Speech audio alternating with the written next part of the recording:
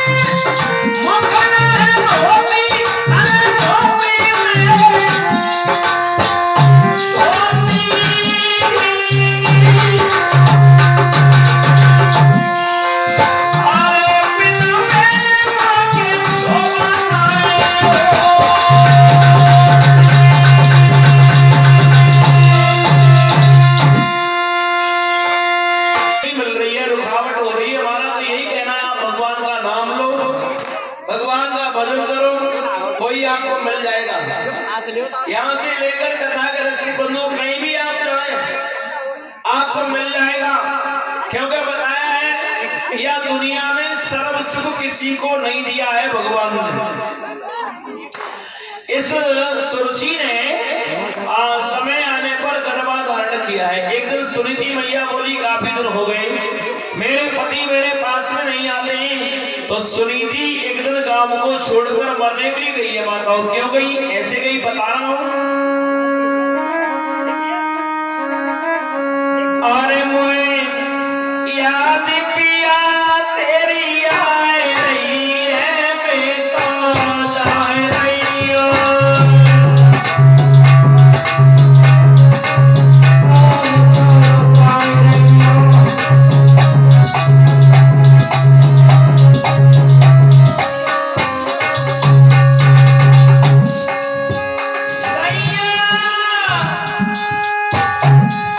सैया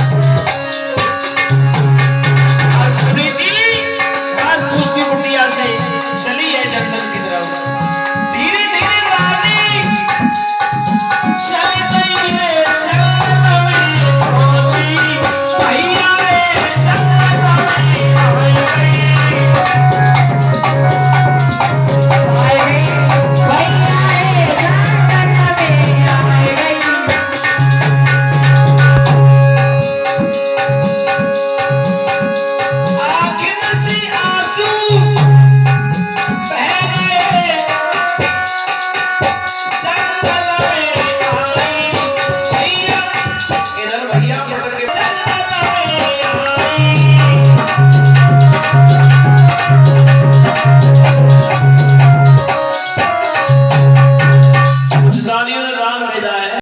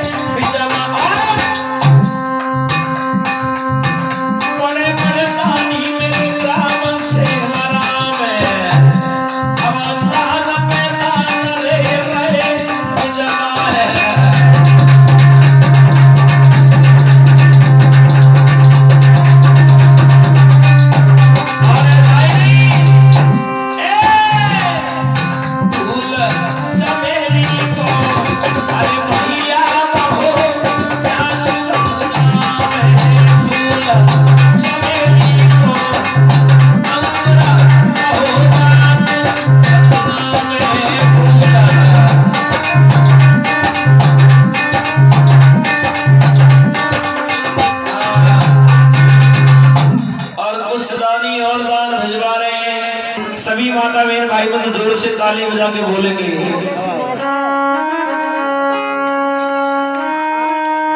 अरे लगोरिया और लाए दे मंडुका कुलफी, लगोरिया लाए दे मंडुका कुलफी।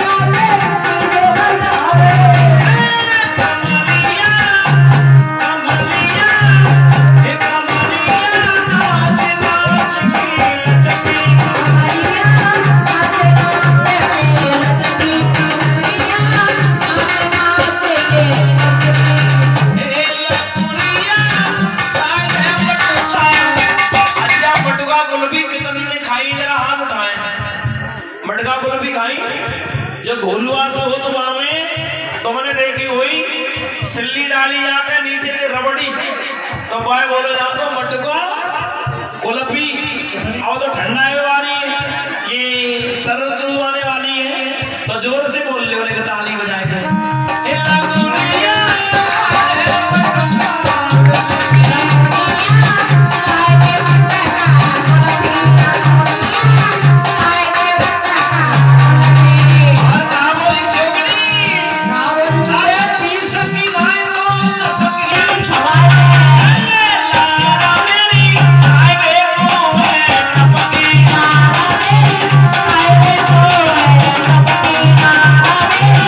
Bye.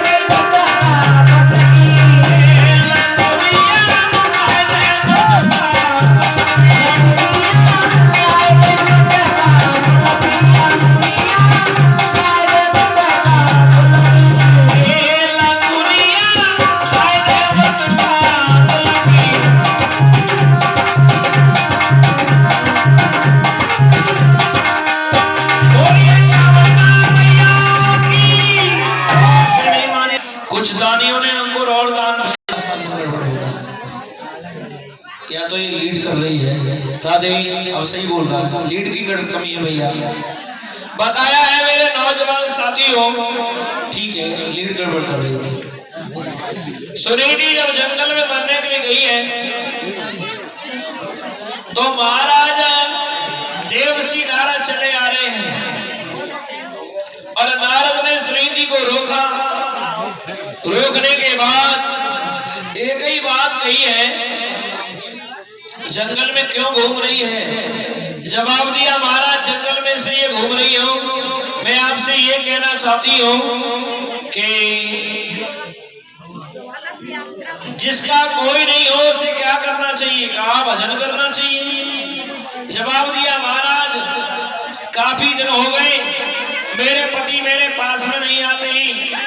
तो नारद बोले का बरसा थोड़ी भाई के कहूँ गौ किसान और सही खेत बंजर पड़ो कहा लिखी भगवान। तो कहा है ना बरसा थोड़ी भाई ना कहूँ गौ किसान, खेत बीज ओढ़ तो नहीं। आइए ब्रजेश की लान में गुनगुना दो।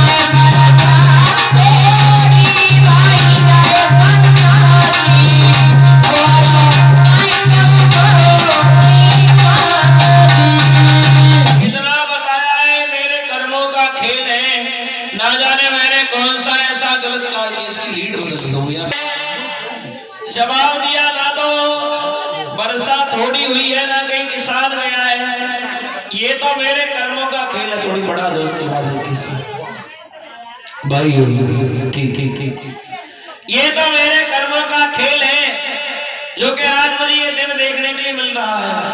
भैया सोई एकदम मालूम है कहा बोले देवर्षि नारद बेटा तू घर लौट जा, मरे मत, भजन कर। और तू ये कहती है काफी दिन हो गए मेरा पति मेरे पास में नहीं आया। सोई रोग की कहा बोली सुनी थी लोगों,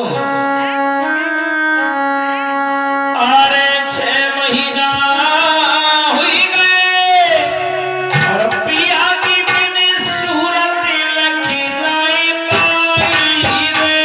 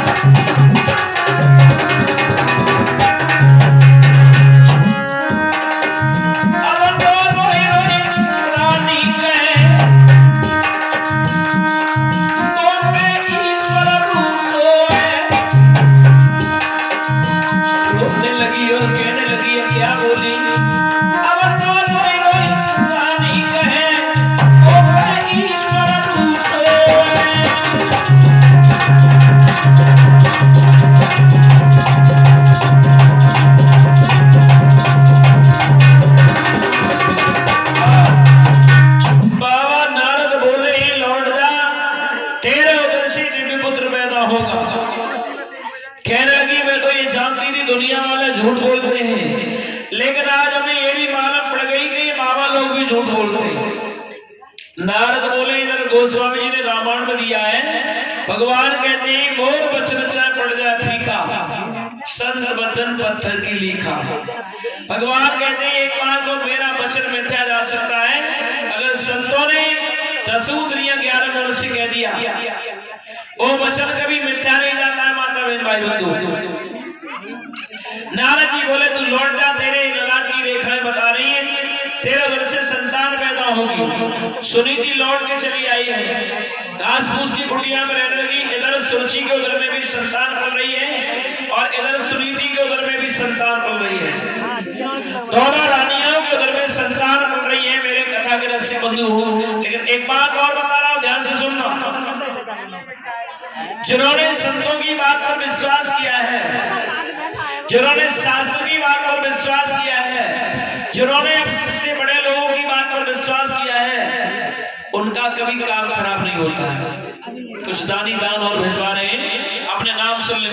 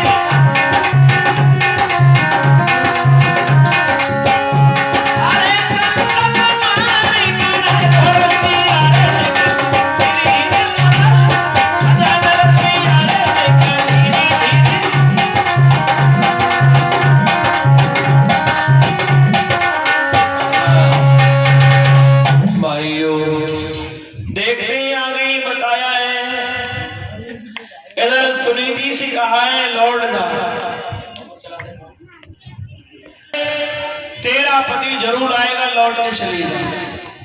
तेरे उधर से दिव्य पुत्र पैदा होगा। बात की रानी लौट के चली आई है, महलों में रहने लगी। एक दिन महाराज उत्तार बात बोले हैं, और उत्तार बात क्या बोले मेरे कथा के रस्सी बंधु बताया है। कहने लगे आज जंगल में शिकार खेलने के लिए जाएंगे। तो महाराज उत्तार बात जब जंगल में शिकार खेलने के लिए गए, ऐसा बताया मेरे नौजवान साथियों, सभी जवानों को साथ में लेके चले हैं। और जवानों को जब साथ में लेके गए तो ऐसा बताया जाता है मेरे नौजवान जंगल में जब पहुंचे तो हिरण दिखाई दे गया, और हिरण जब दिखाई दे गया तो भाइयों पीछा करने लगे। और पीछा जब करने लगे, लेकिन हिरण भाग आगे को रहा है, पीछे को देख रहा है। और जब हिरण हाथ नहीं आया लोगों, उसी समय बताया है मेरे प्यारे प्यारे श्रोता बंधु, जब हिरण हाथ नहीं आया तो ऐसा बताया जाता है सभी जवान लौट लौट के आने लगे। जवान जब लौट लौट के आने लगे, सुरुचि ने पूछा हमारे पति देव नहीं आए, कहने लगे वो हिरण का पीछा करते करते रह गए हैं। देखती रही, जब शाम हो गई तो किवाड़ों को बंद कर दिया। अब महाराज उत्तानपाद लौटे, रानी खर्राटे मार मार के सो रही है। रानी खर्राटे मार मार के सो रही है, और बार बार आवाज लगा रहे रानी, अरे किवाड़े खोलो, तुमने सुना नहीं? ऐसी क्या कड़ी पकौड़ा खा के सो गई है, सो खर्राटे मार मार के सो रही है। मच्छर काट रहे हैं, सो रही है लोगों। लेकिन महाराज आवाज लगा रहे हैं, लेकिन बेटा नीरज कैसे सो रही है महाराज उत्तानपाद की रानी?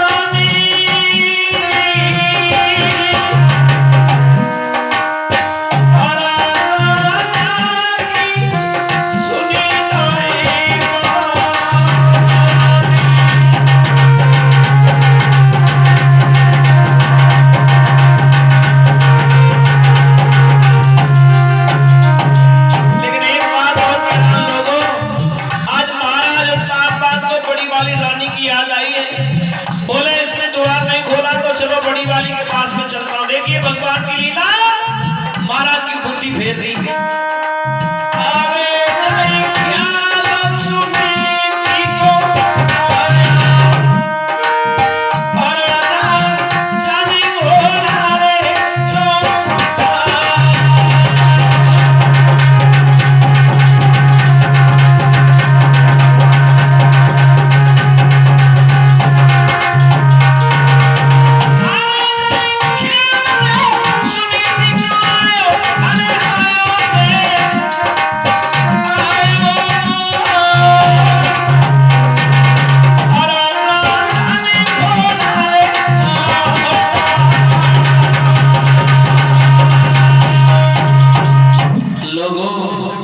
महाराज उत्तानपाद में घोड़ा उधर को कर दिया जहां बड़ी वाली रानी रहती है, छोटी वाली सो रही थी। महाराज उत्तानपाद जो थे मेरे नौजवान साथियों इधर बताया है उसी समय क्या हुआ, बड़ी वाली रानी के घर के लिए चले, सो रही थी, आवाज लगाई है रानी किवाड़े खोलो। माने समझी हमें मरवाने के लिए हमारी सोच ने कोई भेजो, सो डर की वजह से किवाड़े ना खोल रही है और तार बात बोले डरो ना मैं तुम्हारा पति हूं, डरो ना मैं तुम्हारा पति हूं। इधर तार बात बोले भाई केवाड़े खोलो, डरो ना मैं तुम्हारा पति हूं। तो रानी ने जैसे ही केवाड़ों को खोला है, महाराज उत्तानपाद द्वार पे खड़े हैं और जो केवाड़े खोली कान लगी, महाराज रोज यानी सूरज पूरब से निकलता था, आज पश्चिम से कैसे उदय हो गया। और उत्तानपाद बोले रानी आज हम जंगल में शिकार खेलने के लिए आए थे, छोटी वाली तुम्हारी बहन ने केवाड़ों को नहीं खोला तो हमने सोचा है। क्या सोचा? चलो बड़ी वाली रानी के पास में रात व्यतीत करूंगा। रानी बोली महाराज चलो अंदर चलो, घास फूस की कुटिया में और क्या करो। अरे रानी राजा को ले गई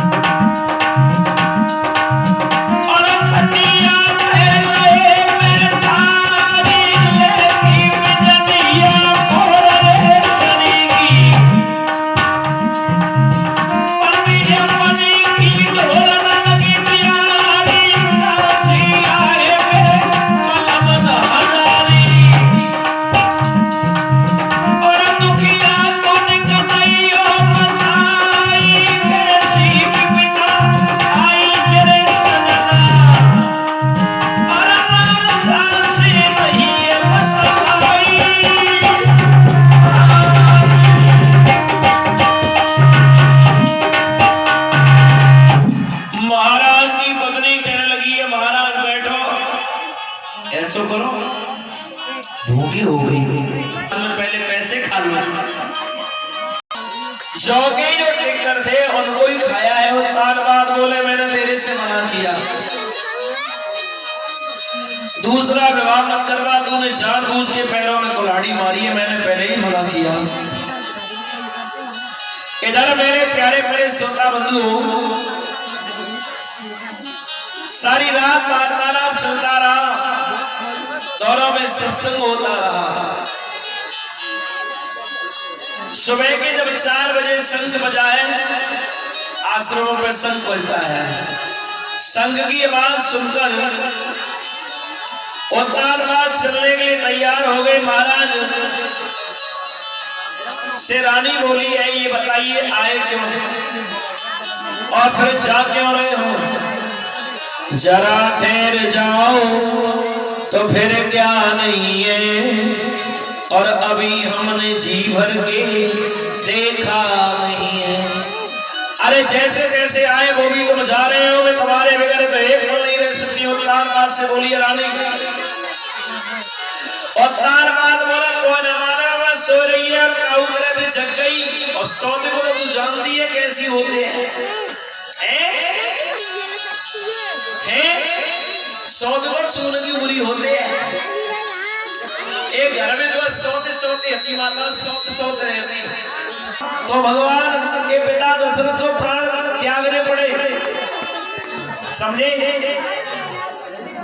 एक घर में 2 स्त्री थी, एक भैया की 2 पत्नी। अब नियम जियातों के दशरथ तो रहे तो नीचे वाई के जोड़े, और दशरथ रहे तो ऊपर वाई के जोड़े। अब ऊपर वाली के पास में रह रहा है, नीचे वाली का लड़का बीमार हो गया, तो ऊपर को चढ़ हो जा रहा हो, यानी नशेरी हो गई। तो और जब चढ़ता जा रहा है तो नीचे भाई बोली सुनो चिंटू के पापा जो है को बुखार आया, उन्होंने कहे सो जा दवाई दे पाए। तो ऊपर भाई धक्का देखने देख लो, सुना लगी कहाँ जा रहे हैं,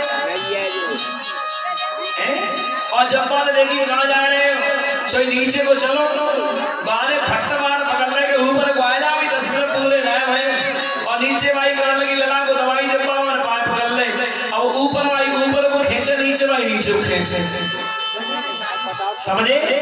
जिनकी दुआ घरवाली होगी उनकी स्तुति बता रहा हूँ।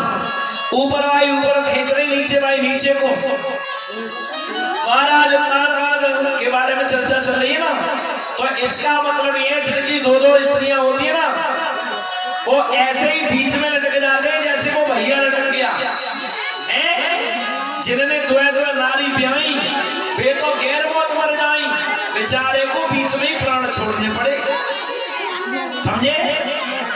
भूल कर भी परीक्षित महाराज दूसरा विवाह मत करना। अब तुम क्या करो, बताओ। सो एक मनियार चूड़ी लेके जा रहा था मैया, और जो द्वार खोला माता बहन भाई बंधुओं, सोई एकदम महाराज के पास में पहुंची, कान लगी जी बताओ सुनी ना तुमने, सबरी रात तुम कहा रहे। महाराज उत्तानपाद बोले तू बता हम सबरी रात कहाँ रहे। मोर पतवा तुम कहाँ रहे हो? कहाँ रहे? नहीं सोच के जा रहे हो तुम वो सम्मान में। तेरा दिमाग खराब है? हाँ। नशा तो नहीं कर लिया है? ना तो।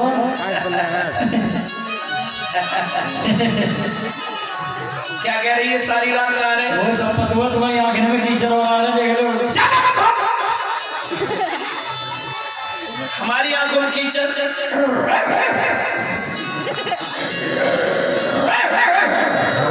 ऐसा अपना घूरे और अपना घूरा तुम्हारा घूरे कर दूंगी। हाँ लेकिन कितनी बोल रही है जी, हमारी औरत ऐसी है। और ज्यादा फिर बोल रही हो। अरे तेरे से तो कोई औरत सही है। अच्छा ये बता, हाँ तो ये कह रही है सारी रात तुम कहाँ रहे? सोच के जा रहे हो। सोच के जा रहे हो। हाँ तू पहलों में रहती है।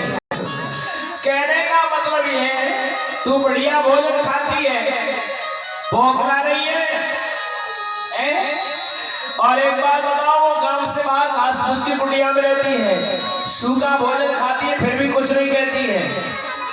दोबारा से उसका नाम मत लेना, और अगर तूने उसका दोबारा से नाम लिया हाँ। तो तेरी गर्दन काट दूंगा।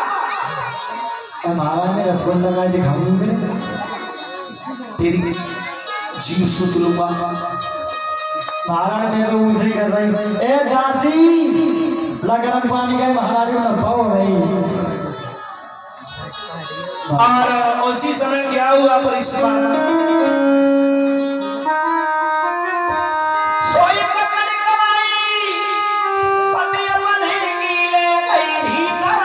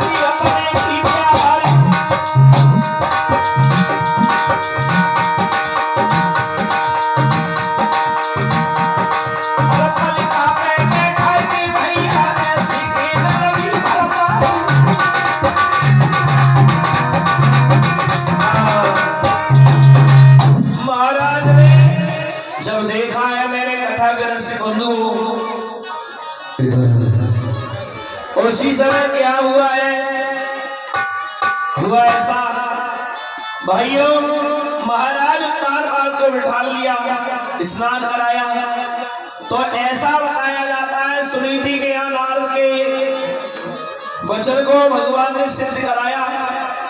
महाराज उत्तानपाद गए, उसी तरह से सुनीति के उदर में संतान पलने लगी थी, इधर सुरुचि के उदर में भी संतान पल रही है, और दोनों रानियों के उदर में संतान पल रही है। विद्वानों ने यहाँ तक लिखा है कि एक ने किया गर्भाधारण, और उस दिन से पलंग न छोड़ा।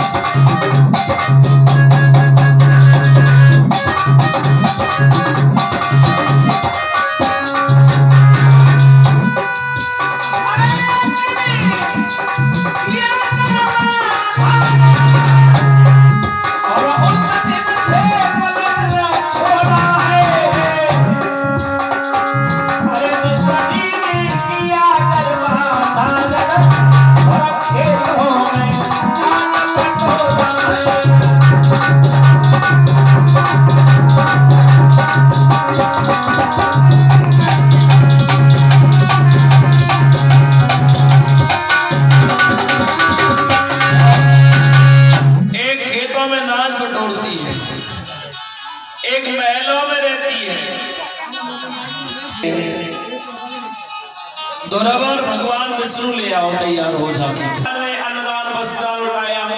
तुम्हारी तरह गीत ना गाए माताओं, बातों गीत बड़े बड़े अच्छे भाई, एक लाइन को बना दे।